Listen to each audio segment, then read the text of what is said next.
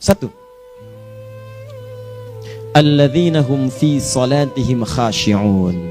Syarat pertama, kalau ingin mendapatkan surga Firdaus tadi dan kebahagiaannya diturunkan ke bumi, dibawa sampai mati, masuk ke alam kubur lebih bahagia lagi, maka amalan pertama untuk melatih menguatkan iman itu, coba berlatih untuk menunaikan sholat dengan khusyuk. Kalau Anda kerjakan benar sholat ini, maka apa yang Anda dapatkan? Teman-teman ingat betul, saya mau tanya sebentar. Keabadian yang abadi disebut dengan sa'id. Kalau kita ingin turunkan ke dunia percikannya kita dapatkan, usahanya disebut dengan apa? Masih ingat? Aflah itu kalau didapatkan, kata dasarnya apa tadi? Falahun. Lihat baik-baik. Kata Allah dalam Al-Quran tadi, kalau ingin mendapatkan falahun, amalan pertama sholat. Makanya ketika dipanggil sholat, kalimat falah dilekatkan pada panggilan sholat. 5 kali diingatkan. Begitu muadzin kemudian azan memanggil Anda, hayya 'alas shalah. Anda bertanya, ya Allah kenapa kami mesti sholat? Dijawab, hayya 'alal falah. Yuk, pagi yuk. Yang sejati datang sini. Belum dapat sujud, belum dapat ruku, saya berikan. Makanya ketika orang sholatnya benar, dia akan mendapatkan 5 keutamaan. Saat di dunia nih, belum ke akhirat, 5 keutamaan yang tidak diberikan pada orang yang tidak sholat. Atau orang sholat tapi sholatnya nggak khusyuk. Sebab syarat mendapatkannya khusyuk. Alladzina hum fi sholatihim khasyi'un. Bukan alladzina hum fi sholatihim saja, tapi ada kalimat khasyi'un. Artinya yang tidak khusyuk saja nggak akan dapat, apalagi yang nggak sholat. Apa yang 5 ini?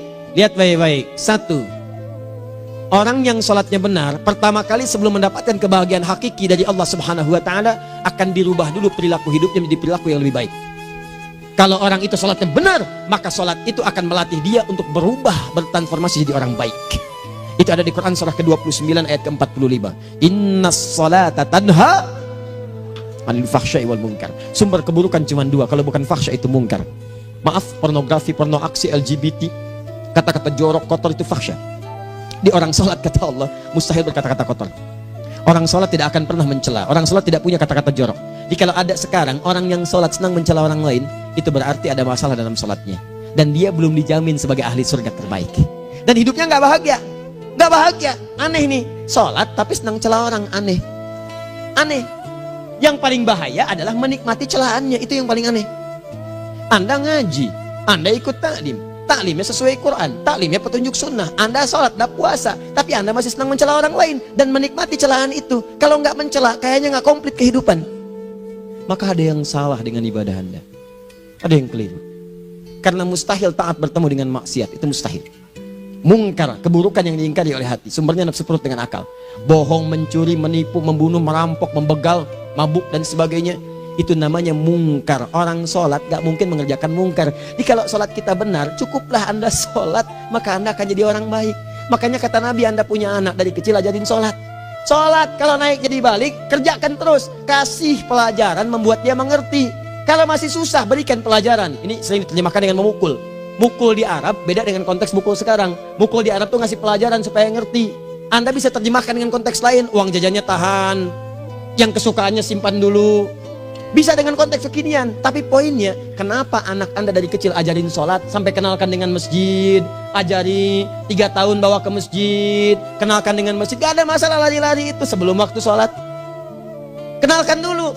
Dulu orang-orang tuh begitu, sebelum waktunya dikenalkan jalan, begitu lari biarin dulu. Setelah itu diberi pengertian. Nah, ini bukan tempat berlari, yang berlari di sana nanti, yang di sini nanti akan ada orang-orang baik semuanya. Terus anda lihat berbaris, baris rapi. Kalau pengen baik ikutan baris nanti. Terus nanti ada yang mimpin di depan, namanya imam. Imam itu siapa ya? Tetangga kita bukan yang Pak Imam, bukan. Kalau tetangga kita namanya Imam S. Arifin. Kalau yang ini imam sholat namanya. Imam sholat itu nanti akan pimpin menyembah Allah. Allah siapa ya? Allah itulah yang memberikan ayah rizki. Allah itu yang memberikan ayah rizki sehingga bisa beli tobot buat kakak, beli robokar poli. Ini yang poli, ini yang embers, ini yang heli. Ini dulu kakak semuanya tuh. Yang kasih Allah. Nanti kalau kakak bagus bisa ikut rapi di sini, Allah akan senang, akan ditambah lagi oleh Allah. Oh begitu ya. Datang begitu caranya. Ini bukannya waktu sholat belum dikenalin, udah dibawanya main-main di masjid. Bahkan ada yang agak repot lagi, di rumahnya susah diatur, dibilang, kamu ini susah diatur, main sana ke masjid, disuruh main, ya main di masjid. Yang salah bukan anaknya, orang tuanya. Apa rahasianya anak itu disuruh ke masjid, suruh sholat? Rahasianya, begitu anak itu sholat dengan baik, maka dia akan tumbuh jadi anak baik di kemudian hari. Itu maksudnya. Nah, sekarang saya agak bingung ini, pendidikan TK sekarang salah sih? Enggak, cuma saya agak bingung mikirnya. Ini anak belum diajarin sholat, udah diajarin manasik. Itu bagaimana cara berpikirnya Ferguson? Agak repot saya mikirnya tuh. Ya. Walaupun salah sih enggak, cuma saya bingung gitu. Kenapa nggak dikerjakan tahap yang pertama dulu? Tangga itu kan berurutan. Nggak bisa Anda lompat langsung ke 5. Kan 1, 2 belum terlewati. Jelas ya? Ah, ini gambarannya. Sholat nih. 1 pasti baik. Nih kalau sekarang sholat, lisan belum baik, mata belum baik, sampai ke kaki, berarti ada yang salah sholatnya tuh. Ada yang nggak tepat. Tangan sembarangan, snack orang ngambil. Awas. Tuh sendal orang, mau wudhu nggak ada sendal, pakai sendal orang. Udah bilang belum? Kehujanan pakai payung orang. Udah bilang belum? Ya kan gampang Ustaz. Ini kan juga mungkin diikhlaskan karena Allah. Ya ikhlas, cuman pakainya belum minjam. Bagaimana kalau sedang pegang payung itu keluar, Anda meninggal? Nah, coba mikirin ke situ. Coba ke kantor. Kalau didorong proyek yang nggak jelas, minta tanda tangan, pikirin dulu bagaimana kalau meninggal. Kemarin saya sama teman-teman artis saya katakan begini, Anda ya, kalau Anda mengaji dengan saya, jangan pernah menerima peran maksiat. Walaupun itu sekedar adegan, tapi itu maksiat. Kalau bayangkan ketika Anda memerankan itu, Anda diwafatkan oleh Allah Subhanahu Wa Taala. Maka demi Allah saya katakan tidak ada faedahnya Anda ngaji sekarang, ngaji besok. Ketika Anda menerima peran itu, Anda wafat dalam keadaan bermaksiat di hadapan Allah Subhanahu Wa Taala. Maka saya pun katakan pada Anda, ayo belajar yang betul, pahami. Bangun sholat, belajar, dalami seperti orang tua kita dulu. Tinggalkan nyontek, budaya yang gak jelas. Rasakan ketika nyontek Anda wafat. Apa yang Anda dapatkan? Di Libya itu, kalau nyontek, di Libya ya, saya pernah sekolah di Libya nih. Itu kalau nyontek, dibiarin aja dulu. Dan rekornya 100% ketahuan. Begitu sudah selesai, cuma jeda 2 jam, langsung ada panggilan. Si Fulan silahkan datang ke kantor. Apa yang disediakan di kantor sudah siap. Anda diberi waktu 2 jam dari sekarang, siapkan beres-beres koper Anda. Di sini sudah tertulis Anda akan pulang. Tiketnya sudah lengkap, dikawal 2 orang. Dituliskan di situ anak ini nyontek gak boleh kembali ke sini. Libya. Gak ada, zero tolerance bagi yang seperti itu, keluar. Kami gak terima di sini. Harusnya begitu. Gak ada faedahnya. Yang kita butuhkan amalan dari ilmu, bukan nilai-nilai itu sementara. Gak ada. Sudah. Nah ini akhirnya begini kualitasnya nih. Tertulis di ijazahnya bagus, cum laude, IPK-nya 4, tapi nggak ada aplikasinya. Yang pintar banyak, kita butuh yang baik, pintar yang baik. Sekarang yang pintar banyak, kepintarannya dipakai untuk nipu orang. Itu yang bahaya. Ahli hukum banyak yang dihukum. Ahli ekonomi tidak bisa mengangkat perekonomian. Apa yang salah? Apa yang salah? Ini yang jadi persoalan. Tapi dasar manusia, begitu di sidang mulai pakai peci, pakai baju koko, pakai tasbih, dan pakai kerudung. Luar biasa. Nih 2. Orang kalau sholatnya benar, Allah akan berikan ketenangan dalam jiwanya. Tenang hati. Jangankan musibah kecil, musibah paling besar pun tenang aja dia. Tenang, dia paham rumusnya. Allahu Akbar. Turun Quran surah ke-13 ayat ke-28. Ala bidzikrillahi tatmainnul. Yakinkan pada dirimu, zikir kepada Allah membuat hati tenang. Di antara turunan zikir amalannya adalah sholat. Dari mana taunya? Quran surah ke-20 ayat ke-14.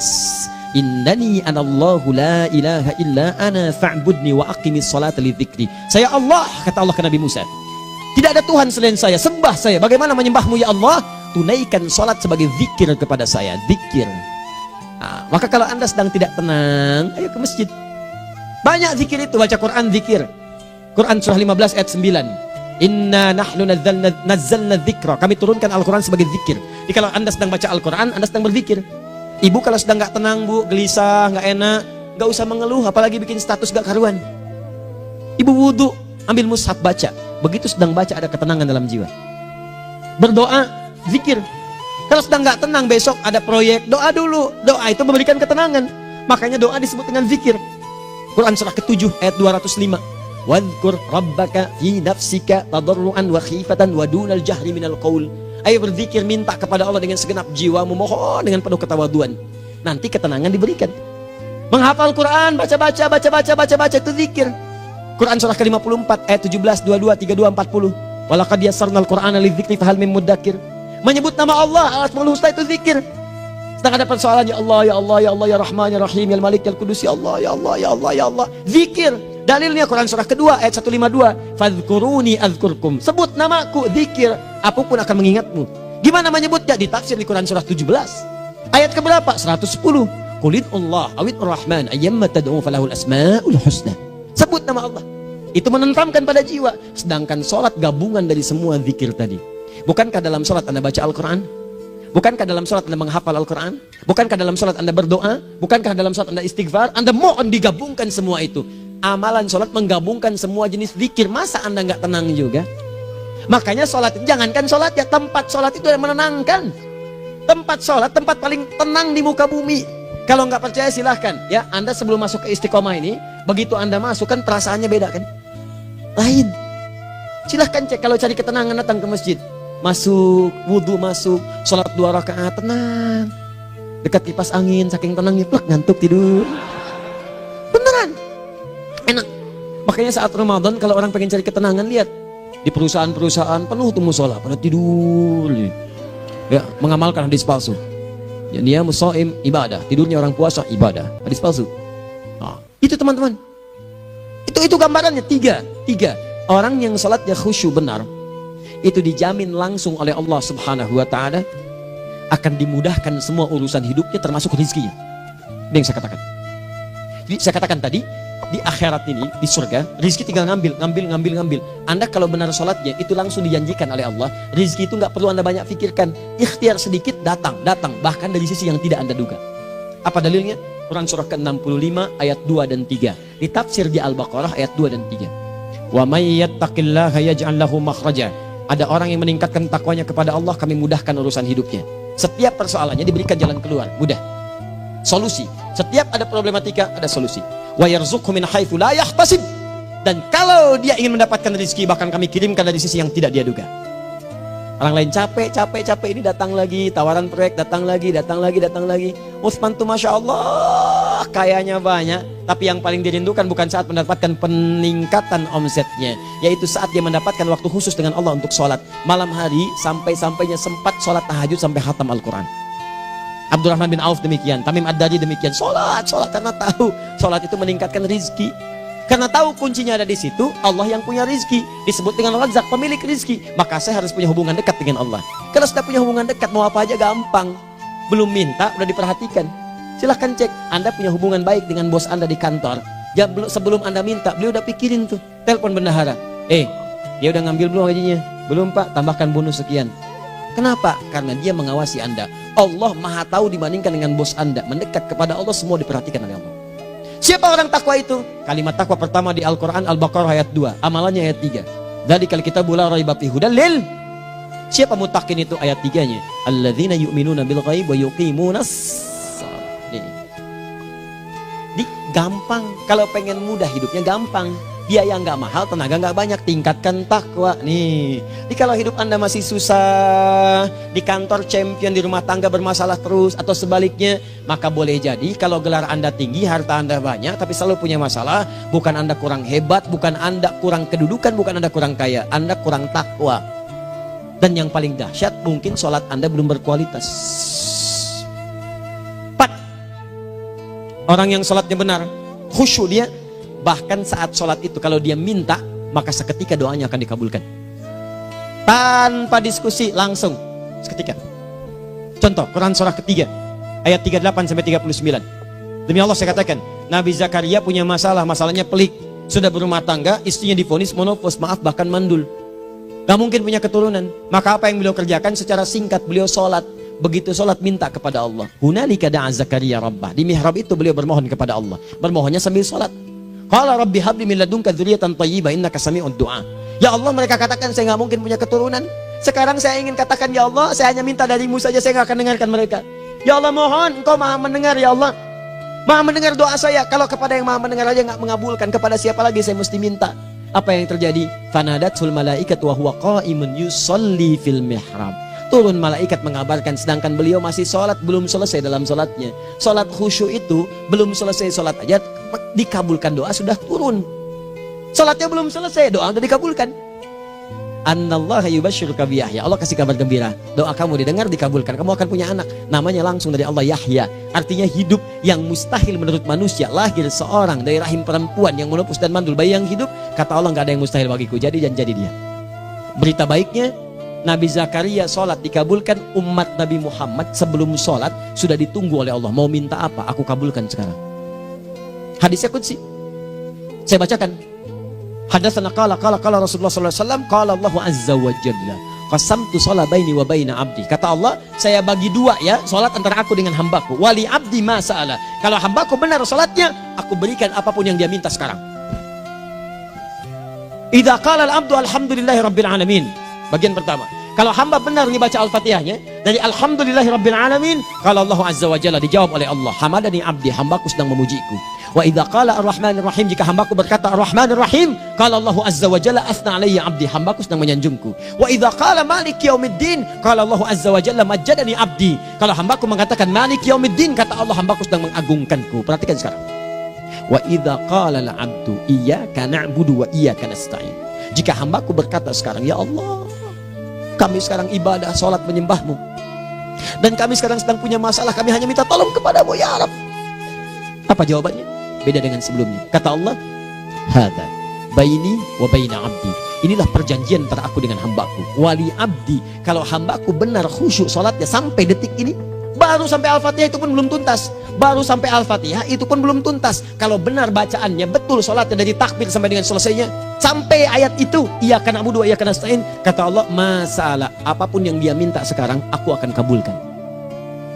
Besok saya kasih rahasia yang di KBP. Ada awal pembuka di awal sebelum Al-Fatihah yang kalau Anda benar bacanya, itu pengantar kepada pengambulan doa di Al-Fatihah. Apa itu? Besok. 5. Yang kelima ini yang paling diharapkan, dan ini penutup dalam kajian kita malam ini. Teman-teman sekalian, perhatikan baik-baik. Jika Anda benar mengerjakannya, maka Allah akan jamin langsung Anda akan mendapatkan kesuksesan dan kebahagiaan di semua aktivitas Anda. Kalau jadi suami yang sukses, rumah tangga yang bahagia. Kalau jadi pegawai yang sukses, dan di kantor bahagia. Masih ingat? Kesuksesan yang menghadirkan kebahagiaan, konteksnya dunia disebut dengan falah, dipegang disebut dengan aflah. Dikembalikan lagi ke atas, ke surah ke-23 ayat 1 dan 2. Qad aflahal mu'minun. Apa amalannya? Alladzina hum fi salatihim khashi'un. Persoalannya, kalau Anda sholat belum mendapatkan satu di antara 5 ini, apa masalahnya? Pertama masalahnya, kata Al-Quran, boleh jadi yang sholat itu belum khusyuk. Apa itu khusyuk? 2 maknanya, dan saya tutup di sini. Apa yang 2 itu? 1, kebanyakan orang sholat masih membawa dunia dalam sholatnya. Makanya kalau pengen khusyuk, kata Allah, maka Anda rasakan akan bertemu Allah. Rumusnya Quran surah kedua ayat 45 sampai 46. Rasakan secara singkat, mungkin itu sholat terakhir yang Anda akan kerjakan dalam kehidupan. Mungkin di sholat itu Anda wafat. Kata Allah, alladzina yadhunnuna annahum mulaqu rabbihim. Orang khusyuk itu sudah kelihatan dari sebelum sholat, dia sudah merasa persiapan menghadap Allah.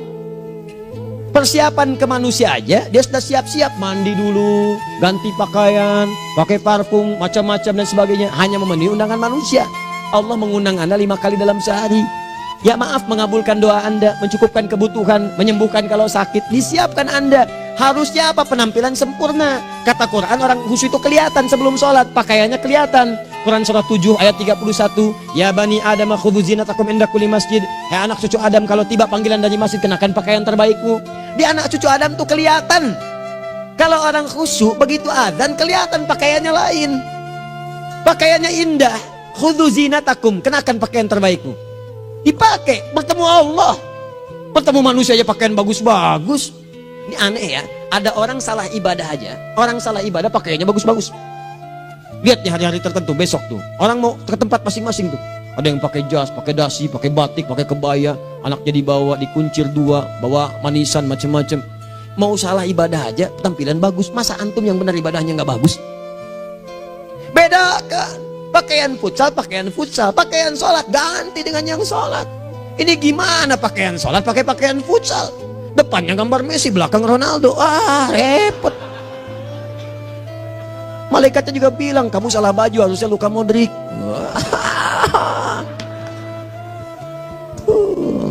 Apalah saya. Nah, yang mau tanya apa? Mourinho dipecat saya tahu. Lagi nganggur sekarang, ditawarin Benfica dia nggak terima. Sekarang jadi dia komentator di beIN Sport. Nanti sebentar lagi dia akan komentari laga Saudi dengan Qatar dan komentari laga Arsenal dengan Al Hilal. Digantikan oleh Solskjaer. Dia super sub dulu. Ya, super sub. Ya, the baby assassin, ya pembunuh yang berwajah baby face. Masuknya di akhir-akhir. Gol. Sekarang melatih dia 5 kali kemenangan, belum kalah sama sekali. Saya hafal itu. Tapi masih di urutan ke-6.